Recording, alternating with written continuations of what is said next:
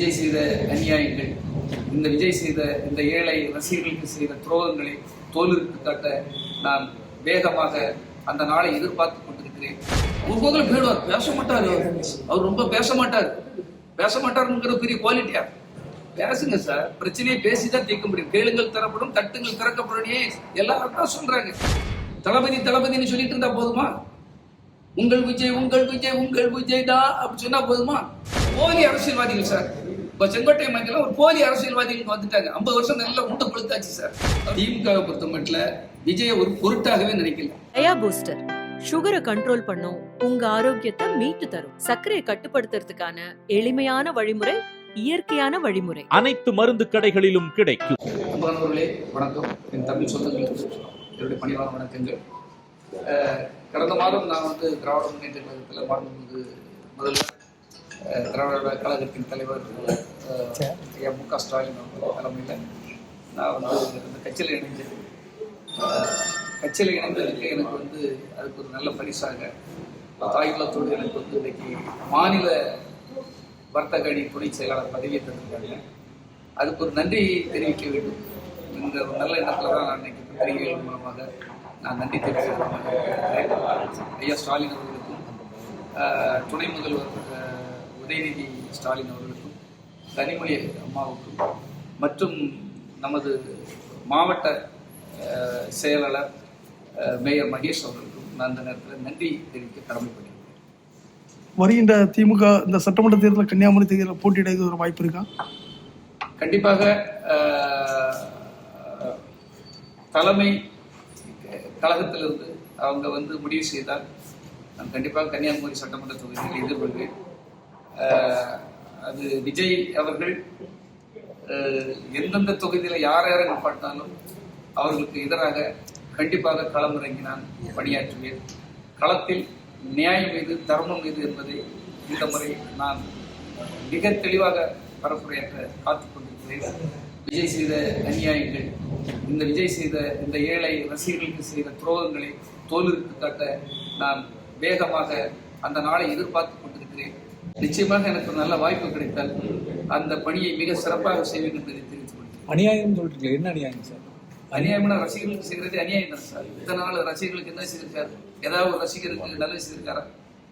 எந்த ரசிகராக அவர் நல்லா வாழ்றதுக்கு அவர் ஏதாவது செய்திருக்காரா? பிளாக் டிக்கெட், 100 ரூபா டிக்கெட்டு 1000 ரூபா கொடுத்து வாங்குறான், கட் அவுட் வைக்கிறான், பாலாபிஷேகம் கும்பாபிஷேகம் பண்றான், வாழ்க்கையை தொலைச்சிட்டு பல ஒரு மெக்கானிக்கா இருக்கும், மெக்கானிக் வேலையை விட்டுட்டு போயிடுறான். ஆட்டோ வச்சுக்கோ, ஆட்டோ வித்துட்டு இருக்கிறான். இன்னொருத்த வாடகை ஆட்டோ ஓட்டுறவன் அந்த ஆட்டோவை பிடிங்கி வச்சிருக்காங்க. ஏன்னா நீ கேட்க நேரத்தில் அங்கே வாங்குறான், அங்கே மாநாட்டுக்கு வாங்குறான். இந்த நாயிலாவத்துக்கு போவாங்களே, அதே மாதிரி நீ அங்கே வா. அவனுக்கு என்ன வாழ்வாதாரத்துக்கு ஏதாவது வழி பண்றாங்களா? ஒரு நல்ல தலைவன் தாய் உள்ளம் கொண்டவனா இருக்கணும்னு சொல்றாங்க. தாய் உள்ளத்தோட ஏதாவது செய்யறாரு? தன்னை நாடி வந்த, கரூருக்கு தேடி வந்த அந்த ரசிகர்களை என்ன செய்யறாரு? தொண்டர்கள் என்ன செய்யறாரு? அவங்க இறந்து போனவங்க மூஞ்சியை பார்த்தீங்களா? அப்படி பதறி போய் அடிச்சு பிழைச்சா போகட்டான்னு தப்பிச்சு ஓடுறாரு. ஏன் அங்க நின்னா என்ன ஆயிடும்? நிற்கிறேன். நான் பெற வைத்த என் ரசிகர்கள் தொண்டர்கள் இங்க அவங்க உயிருக்கு போராடி கொண்டிருக்கிறார்கள், இறந்து போய்விட்டார்கள். ஏன் உயிர் முக்கியமான எனக்கு சொல்லியிருக்கணுமா? சொல்லியிருக்க வேண்டாமா? ஆனா ஒரு கேப்டனா தான் சார், தான் இறந்து தன் பயணிகளை காப்பாற்றுவான்னு சொல்லுவாங்க. ஒரு கப்பல் கவிழ்ந்தால் கூட தான் உயிரை மாய்த்து கொண்டு அந்த பயணிகளை காப்பாற்றுவன் தான் கேப்டன். அவன் தான் மாலுமி சார். அதை கண்டிப்பாக அவர் செய்ய தவறிவிட்டார். என்னென்ன பாவங்கள் செய்திருக்காரு, என்னென்ன தப்பு செய்ய, யாருக்கு நல்லது செய்திருக்காரு? சினிமா உலகில் கேட்டு பாருங்க. ஏதாவது ஒரு ப்ரொடியூசருக்கு நல்லது செய்திருக்காரா? அவரை சார்ந்த சினிமா உலகத்துக்கு ஏதாவது நல்லது பண்ணியிருக்காரா? சக நடிகர்கள்லாம் எவ்வளவு கஷ்டப்படுறாங்க, அவங்களுக்கு ஏதாவது நல்லது பண்ணியிருக்காரா? யாருக்குமே நீங்க கேளுங்க சார். ஒவ்வொரு பேடுவார், பேச மாட்டாரு. அவர் ரொம்ப பேச மாட்டாருங்கிற பெரிய குவாலிட்டியா. பேசுங்க சார், பிரச்சனையை பேசிதான் தீர்க்க முடியும். கேளுங்கள் தரப்படும், தட்டுங்கள் திறக்கப்படும். எல்லாரும் தான் சொல்றாங்க. அவர் எதுவுமே பேச மாட்டாரு. என்னைக்கு பேசுவீங்க? பிரஸ்ஸை கண்டா பேச மாட்டாரு, சொந்த பந்தங்களை தான் பேச மாட்டாரு. ஒருத்தர் தோல்வியோட கஷ்டப்பட்டு ஒருத்தர் வெளியே வந்தா பேச மாட்டான். ஒரு அஜிதா மாதிரி அவங்க மனசுக்குள்ள ஒரு குமரலோட ஒரு பெண் ஏதோ ஒரு பிரச்சனையை சொல்ல கொண்டா அதை கேட்க மாட்டாரு. யாரு பிரச்சனை கேட்க மாட்டாரு, இதையும் பேச மாட்டாருங்கிறதெல்லாம் ஒரு குவாலிட்டியா சார். அவர் கதவை அவரே திறந்துட்டாரு, அவருக்கு சாதாரணமா அவரே சாப்பிட்டாரு. இதெல்லாமே சார் குவாலிட்டி. வாழ வைக்கணும் சார். எம்ஜிஆர் வாழ வச்சார். கூட இருந்து அவர் பேர் என்ன, எத்தனையோ பேர் தலைவன் அப்படி இருக்கணும் சார். ஒவ்வொருத்தரும் அப்படி அவங்க கூட இருக்கவங்களை வாழ வைக்கணும் சார். பொதுவாக சொல்றேன், யாரா இருந்தாலும் சரி, அவன் தான் தலைவர். நீ தப்பு பண்ணிட்டு இருக்கும்போது அந்த தவறை சொல்றதுக்கு எனக்கு உரிமை இருக்கு. அந்த ரசிகர்கள் கட்டமைப்பு உருவாக்குக்கு நானும் போராடி இருக்கேன். நீங்க கேட்கல, நீங்க அப்போ இருந்தீங்களா? அப்படின்னா இருந்த பாவம், நானும் பாவம் தான் செய்திருக்கேன். அந்த பாவத்துக்கு விமர்சனம் தேடக்கூடாதா? தப்புன்னு தெரிஞ்ச பிறகு திருந்தக்கூடாதா? திருந்த பார்க்கிறோம், திருத்துவோம். இந்த ஏழை ரசிகர்கள், என் ஏழை தமிழர்கள், அவர்களுக்கு சொல்லிக் கொடுக்க எனக்கு கடமை இருக்கு சார். மாணவ செல்வங்கள் வழி தெரியாம, திசை தெரியாம எங்கேயோ போயிட்டு இருக்காங்க. ஒரு பையன் பாத்தீங்கன்னா அவங்க அம்மாவுக்குள்ள ஆபரேஷனுக்கு பண்ணக்கூடிய பணத்தை எடுத்து 1000 அப்ளிகேஷன் ஃபார்ம் வாங்கியிருக்கான். போய் விருப்ப மனு, யாரெல்லாம் அதிக மனு வாங்குறீங்களோ தலைவர் உங்களை பாராட்டுவார், போட்டோ எடுப்பார் அப்படின்னு சொல்லி ஏமாத்துறாங்க. இன்னும் நீங்க ஏமாத்தாதீங்க. அந்த கவர்ச்சி அரசியல் பண்ணாதீங்க, சினிமா அரசியல் பண்ணாதீங்க. பாவங்க, ஏழைகளுங்க, அவங்களுக்கு ஒரு வாழ்க்கை இருக்கு இல்லையா? அவங்களுக்கு ஒரு குடும்பம் இருக்கு இல்லையா? அம்மா அப்பா இருக்காங்க இல்லையா? அவனும் கல்யாணம் பண்ணி வாழ்க்கை வாழந்தோமா வாழ வேண்டாமா? எதிர்நீச்சல் போடமா போட வேண்டாமா? இன்னும் 5 டைலாக் 1 டைலாக்கே விட்டுட்டு இதையே சொல்லிட்டு இருந்தா அவங்க வாழ்வாதாரத்தை பற்றி நீங்க நினைச்சு பாருங்க. ஏதாவது ஒரு நல்ல செய்திருக்காரா? டேய் படிக்கடா, தொழில் பண்ணுங்கடா, என்ன தேடி வராதிங்கடா, இது வாழ்க்கை இல்லை, ஏதாவது சொல்லி கொடுத்துருக்காரா? இது வர மாதிரி இந்த தப்பை யாரு சார் சொல்லி கொடுக்கறது? தளபதினு சொல்லிட்டு இருந்தா போதுமா? உங்கள் விஜய் உங்கள் விஜய் உங்கள் விஜய்டா அப்படி சொன்னா போதுமா? அது என்ன, ஏதாவது சாப்பாடு தந்துக்குமா சார்? யாராவது வேலை கிடைச்சிருக்குமா? ஏதாவது தொழில் நடந்துருமா? எதுவுமே நடக்காது. வாழ்க்கையை பின்னோக்கி சொல்ல, வாழ்க்கையை வேறு திசைக்கு திருப்புகின்ற விஜயுடைய அந்த பிற்போக்குத்தனத்தை கண்டிப்பாக நான் தட்டி கேட்பேன். பிரச்சாரம் ஒவ்வொரு இடத்துலையும் பிரச்சாரம் செய்வேன். அதாவது திராவிட கழகம் பாத்தீங்கன்னா அவ்வளவு நல்லது பண்ணிட்டு இருக்காரு மாண்பு முதலமைச்சர் அவர்கள். அவருடைய சேவைகளை, அவர் செய்கின்ற தொண்டை நான் உலகம் பூரா எடுத்து சொல்லுவேன் என்பதை நேரத்தில் தெரிவித்துக் கொள்கிறேன். கரூர் 41 பேர் பழி விஜய்க்கு வந்து ஆரம்பத்திலே வந்து அரசியல் அடியா எப்படி பார்க்கணும்? அது மிகப்பெரிய அடி, மிகப்பெரிய துரோகம் சார், மக்களுக்கு செய்த துரோகம் சார். சார் அந்த இடத்தை தேர்வு பண்ணது யாரு சார்? நீங்க. வேண்டான்னு சொன்னப்பறம் அந்த இடம் தான் வேணுங்கிறீங்க. அந்த மக்களை கூப்பிட்டது யாரு சார்? நீங்க வாங்க, அவங்க அப்படி தலைவரை பார்க்கல, அவரை பார்க்கல, போட்டோ எடுக்கலாம்னு சொல்லி ஏமாத்தி கூப்பிட்டது நீங்க. நீங்க சொன்ன டைமுக்கு நடத்தாம டைமை மாத்தினது நீங்க. அந்த மக்கள் அந்த குறுகிய இடத்துல நிற்கிறாங்க, எவ்வளவு கஷ்டப்பட்டுப்பாங்க சார். தண்ணி இல்லாம 1 மணி நேரம் ஒரு இடத்துல நம்ம நிற்க முடியுமா சார்? நினைச்சு பாரு, மனிதன் தானே. அப்ப நீ அந்த மனிதர்களை பற்றி, உன் தொண்டனை பற்றி, உன்னுடைய ரசிகரை பற்றி யோசிக்கலையே. நீங்கெல்லாம் எந்த இடத்துல இருந்து வந்து அதையும் ஒரு சப்போர்ட் பண்றாங்க பாருங்க. ஆனா அதை பத்தி வந்து வெளியே பேசாம சினிமாக்கு தரணும், அதை பத்தி இந்த கட்சிக்காரங்களும் அந்த அரசியல்வாதிகளும் அவங்களோட கட்சிக்கு ரசிகர்கள் பேசுறாங்க. போலி அரசியல்வாதிகள் சார். இப்ப செங்கோட்டை மையத்துல ஒரு போலி அரசியல்வாதிகள் வந்துட்டாங்க. 50 வருஷம் நல்லா முட்டை கொளுத்தாச்சு சார். அவருக்கு என்ன சார் வேண்டிய? ஃபுல்லா எஸ்டேட்டு, ஃபுல்லா என்ன ஹவுஸ், கெஸ்ட் ஹவுஸ்கள், அது இதுட்டு இந்த 50 ஆண்டுகள் அவர் பல பணங்களை சேர்த்துட்டார் சார். நிறைய ஊழல் பண்ணியிருக்காரு, கணக்கில்லாத பணத்தை சேர்த்துட்டாரு சார். இனி அவருக்கு ரெஸ்ட் எடுக்க ஒரு இடம் வேணும் சார். அவர் மக்கள் சேவை செய்ய வந்திருக்காரு, கண்டிப்பாக டெபாசிட் இழப்பார் சார். செங்கோட்டையை பற்றி சொல்றேன் சார். அவர் என்ன சார் பண்ணிவிட்டார்? நாட்டுக்கு துரோகம் பண்ணியிருக்காரு. ஒரு எம்ஜிஆர் பண்ற ஒரு பெரிய மாமனிதர்கள் வளர்த்த கட்சிக்கு, அந்த கட்சிக்கு துரோகம் பண்ணிட்டு வந்திருக்கிறார். அவர் என்ன செய்வாரு? இனி இந்த விருப்ப மனு வந்து புதுசா ஆன்லைன்ல கொண்டு வந்திருக்காங்க, அதை எப்படி பாக்குறீங்க சார்? விருப்ப மனுவே அவங்க செய்ததெல்லாம், அதாவது ரசிகர்களை இன்னும் ஏமாத்துறாங்க சார். ஏமாற்ற ரசிகர். நீங்க 100 வாங்க, 200 வாங்க, 100 விருப்ப மனு வாங்கினா போட முடியுமா சார்? முதல்ல அவனே சாப்பாட்டு வழி ஒருத்தன் பாத்தீங்கன்னா திருடி பணத்தை கொண்டு வந்திருக்கான். இன்னொருத்த பார்த்தா அம்மா ஆபரேஷனுக்குள்ள பணத்தை எடுத்துட்டு வந்து அவங்க அப்பா கண்ணீர் விட்டு கதறிருக்காரு. அந்த பையன் 10,000 ரூபாய் கொண்டு ஆபரேஷனுக்குள்ள ரூபாய் எடுத்துக்கொண்டு விருப்ப மனு வாங்கிட்டு வச்சுருக்கான். நீங்க எல்லாம் யூடியூப் சேனல்ல பார்த்துருப்பீங்க. இதெல்லாமா சார் பெருமை? நீ 50 மனு வாங்கு, 100 மனு வாங்கு, ஒருத்தன் ஒரு இடத்துல போட்டி போட, அது அவனுக்கு போட்டி போட கொடுப்பாங்களா? தெரியல என்ன. அதாவது இது இல்லாம எப்படி எல்லாம் அந்த பப்ளிக்ல, அதாவது அந்த பப்ளிசிட்டிக்காக என்ன வேணாலும் செய்வான்னு சொல்லுவாங்க இல்லையா? இந்த ஆதரவு இருக்கிறது வரை இப்படிதான் சார் பண்ணுவோம். போலி ஃபேக் ஐடி, தப்பான ஐடிகளை உருவாக்கி பிறரை திட்டுவது, பெண்களை அவமானமாக பேசுவது, நியாயத்தோட போராடு. நாங்க நல்லது செய்வேன்னு சொல்லு, நல்லது செய். நான் 25 கலைஞரங்க கட்டி கொடுத்துட்டு பேசுறேன். நான் தனி நபர் சார். என்கிட்ட நீ உச்சத்துல இருக்க மாதிரிலாம் கிடையாது. நான் சொல்லுவேன், ஆணவத்தோட சொல்லுவேன். நான் செய்திருக்கேன். என் மக்கள்கிட்ட போய் கேள்வி, இல்லைன்னா கல்வெட்டுகள் பேசுவது.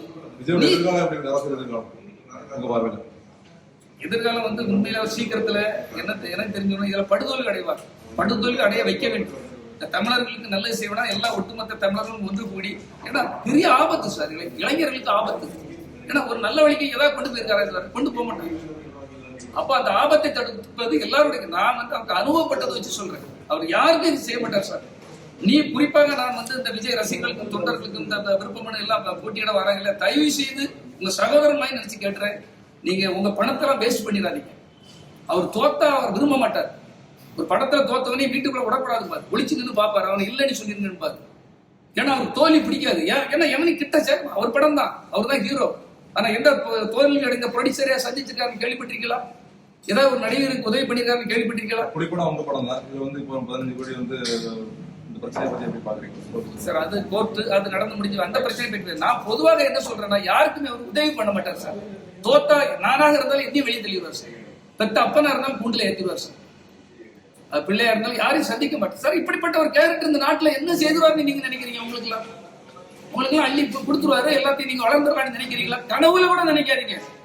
நடு ரோட்ல விட்டுட்டு அவரு சினிமா வேண்டாம் ஒண்ணு வேண்டாம் வெளிநாட்டுக்கு தப்பி போய் விடுவார். நான் இது எதுக்காக சொல்றேன்னா, இன்னும் பாவம் நீங்க உங்க வாழ்க்கையை புரிஞ்சுக்கிடாம பணத்தை வேஸ்டா செலவு பண்ணிடாதீங்க. நீங்க செலவு பண்ணீங்கன்னா கடைசியில வந்து அவரை தேடி நீங்க நம்ம தோத்துக்கமே அவரை பார்க்கலாம், அவர் தலைவன் செய்வாணி மட்டும் கனவுல நினைக்காங்க, உங்களை பார்க்க கூட மாட்டாங்க. இதுதான் உண்மை. அந்த விஜயகாந்த் சார் கூட நீங்க உங்களுக்கு நல்லா தெரியும். இப்ப அந்த கட்சி இருக்கக்கூடிய சூழ்நிலை இன்னைக்கு வந்து விருப்பமனு கூட கூட்டமே இல்லாம இருந்திருக்கு. அதோட எப்படி இருக்குன்னு பாருங்க. அட்வைஸ் ஏதாவது உங்களுக்கு சொல்லிருக்கா? இல்ல, விஜயகாந்த் அவர்களை பற்றி நம்ம அவர் கட்சி எனக்கு அவர் நல்ல நெருங்கிய நண்பர். அந்த கட்சியை பற்றி அவங்க பிரபலத அவர்கள் நடத்திட்டு இருக்காங்க. அவங்க இன்னும் வந்து ஒரு தெளிவோட நடத்தணும். அவங்க நம்ம அந்த இதை பற்றி எனக்கு சொல்றதுக்கு விருப்பம் இல்லை சார்.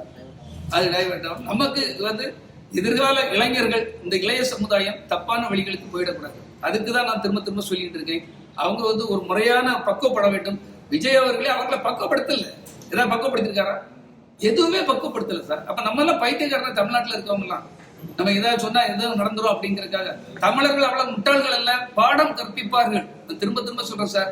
எல்லாரும் ரியலைஸ் பண்ண ஆரம்பிச்சுட்டாங்க. நீ பஞ்ச டயலாக் சினிமாவில் ஓகே, எல்லாம் டூப்பு. சினிமாவில் முடி முதல் துணி முதல் எல்லாமே டூப்பு சார். அங்க டூப் பண்ணலாம், ஆனால் நிஜ வாழ்க்கையில் உங்கள் டூப் எடுப்படாது என்பதை இந்த நேரத்தில் தெரிவித்துக் கொள்கிறேன். மெட்ராஸ்ல வந்து தாவேகா வந்து சர்வே எடுக்க போன இடத்துல விசில் சின்னத்தெல்லாம் பிடிங்கி திமுக வந்து அராஜகத்தில் ஈடுபட்டிருக்கான்னு விஜய் வந்து இன்னைக்கு அறிக்கை கொடுத்திருக்காரு. அது உங்க பதில் சார்? என்னைக்குமே நான் இப்பவுமே சொல்றேன் சார், திமுகவை பொறுத்த மட்டும் விஜயை ஒரு பொருட்டாகவே நினைக்கல. அப்படி பார்த்தா அந்த கரூர் சம்பவத்தில் அவ்வளவுக்கு மேல எத்தனையோ எஃப்ஐஆர் போட்டு உள்ள தூக்கி வச்சிருக்கலாம் சார். அவங்க பிடிக்கிட்டாங்க, என்ன பெண்ணை பிடிக்கிட்டா, பென்சிலை பிடிக்கிட்டா. இந்த இது ஏதாவது நல்ல செய்து ஓட்டுவாங்க. மக்களுக்கு நல்ல செய் ஏதாவது வைக்கிற உன்னை நம்பி வந்த ரசிகர்களுக்கு ஏதாவது நல்ல செய். ஒரு அஜிதாங்கிற பொம்பளை உன்னை பார்க்க காரை மறைக்குது, காரை வந்து அவன் மேலே ஏத்துற மாதிரி போற. ஒரு நிமிடம் இறங்கி அந்த பொம்பளைக்கு ஒரு ஆறுதல் சொல்லி அம்மா பாத்துக்கலாமா செய்யலாமா நாங்க இருக்கோம்ல. இதை ஏன் சொல்ல முடியல? ஒரு ரசிகர் மன்ற தலைவர் இறந்து போயிட்டான் சார். முன்னாள் தலைவர் ஜெய்சிலே இறந்து போயிட்டான். அவன் வீடு சென்னை தான். ஒரு 5 நிமிஷம் அவர் வீட்டுக்கு போக முடியல. ஏன் சார் போக முடியல? சரி, மதுரையில் இறந்தாங்க இல்லையா சார்? இந்த மதுரையில ஒருத்தன் ஒரு கட் அவுட் வைக்க போன இடத்துல கரண்ட் ஷாக் அடிச்சு இறந்தாங்க இல்லையா? ஏன் இன்னைக்கு வர போதில்ல? அது உயிர் இல்லையா? உனக்காக கட் அவுட்ட சுமந்தம் இல்லையா? இன்னைக்கு செல்வம்னி ஒரு பையன் உன்னுடைய உதவியாளர், அவருக்காகவே கொடை பிடிச்சவன், ஜூஸ் கொடுப்பான், செய்வான், சாப்பாடு கொடுக்கவன். இன்னைக்கு ஆபரேஷன் பண்ணி சாவர கண்டிஷன்ல கிடக்கா சார். ஏன் அவனெல்லாம் பார்க்க உங்களால போக முடியல? நீ போக மாட்டீங்க சார். அவர் கேரக்டர் அது. இந்த கேரக்டர் என்ன நீங்க புரியாம என்ன நாங்க அவருக்காக வருவார். அதை செய்வார். சினிமால 500 ரூபாய் அடிப்பாரு. தங்கச்சி காப்பாத்தணும் பாரு, அம்மாவை காப்பாத்தணும், அம்மாவை வணங்கும் பாரு. நிஜத்துல அப்படி பண்றாரா? நிஜத்துல பண்ண மாட்டாருங்கிறதா உண்மை. இதை நான் என் தமிழ் தேசத்துக்கும் என் தமிழ் மக்களுக்கும் சொல்வது என்னுடைய கடமை. இதுக்காக என்னையும் மிரட்டுவாங்க, எங்கிட்டையும் சட்டைக்கு வருவாங்க. அதை பத்தி நான் கவலையே படலை. இதை பார்த்து ஒரு 10 வராது திருந்துட்டாங்கன்னு நினைச்சா அதுதான் நான் வாழ்க்கையில் செய்த பாக்கியமாக நினைக்கிறேன்.